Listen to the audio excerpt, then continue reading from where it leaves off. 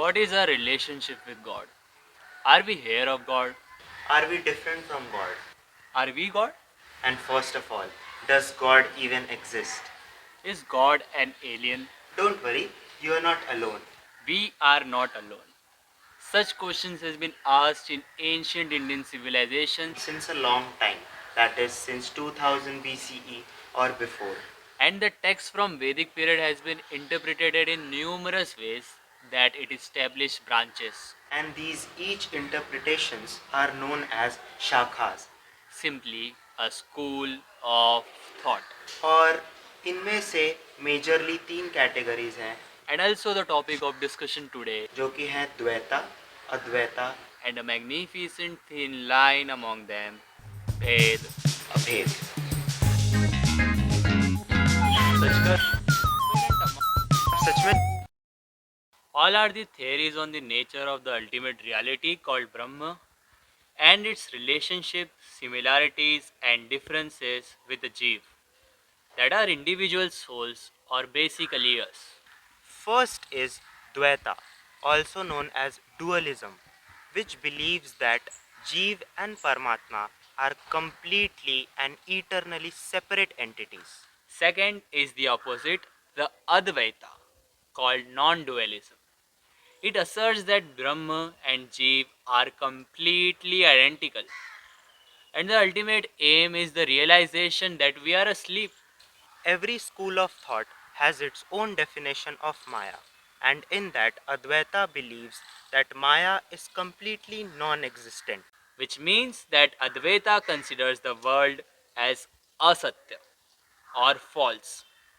The third school of thought, that is the Bhed-Abheda, believes both the philosophies of Dvaita and Advaita and considers Jeev and Paramatma has some similarities as well as differences. At the surface level, it is assumed that the difference is in the quantity and the non difference is in the quality. Yet, there is a lot more to it. Due to the complex nature of Bhed-Abheda, it has its own branches. Yet, Bhed-Abheda entirely claims that this material world, better called samsar, is real. The Jeev is real, the Paramatma is real. The effects of karma are real. Everything is real and existent, but temporary. That only the God or Brahma is permanent. Everything evolves except God. The Brahma is a set of ideas, the God is a set of ideas in Ved that cannot evolve, hence is called the ultimate Anand. Though Jeev and Brahma are eternally linked, yet they are separate entities. This exact nature of relationship is considered to be not imaginable to the human mind.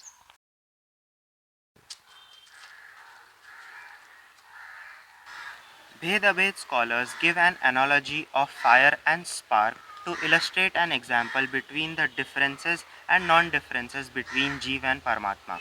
The spark that comes off fire is same as well as different from the fire. They are same as in it constitutes of the same substance as fire, Yet it occupies a different point in space which makes it different from fire, yet same as fire. separate but not distinct. Brahma and Jeev both are unborn or ajanma. Both can provide chetna or consciousness or liveliness. Both are sanatan or eternal. They were existing before the time, they are continuing to exist in the time, and they will exist forever as well. Jiv cannot be cut, burnt, touched, or destroyed, and so cannot be Brahma, as mentioned in the Bhagavad Gita. Brahma is Sarvagya and Jeev is Alpagya, which basically means the Paramatma can reside everywhere in this universe, whereas Jeev cannot. The god is Mayadhish, the lord of Maya, and the Jiv is Mayadhin, under the influence of Maya. But the Jiv can overcome Maya and become Mayatit. God has majorly three forms known as Brahma, Paramatma, and Bhagwan. Brahm is the formless form of God, and it has only two powers occurred or appeared in it, whereas Paramatma has few more, and Bhagwan has all of the opulences of energies occurred and appeared within it. Jeev is only one of those powers of the Bhagwan, which is basically another difference between Brahma and Jeev. Even though Jeev is Sanatan, the body of Jeev is materialistic as we are bound by karma, and Brahma is not. That is why the body of Paramatma is Divya or divine.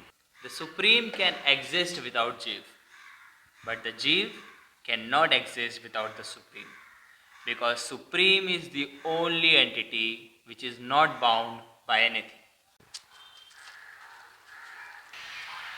Achintya BhedaAbheda is often belittled merely as a theory of a relationship with God, and a list of similarities and differences between God and us.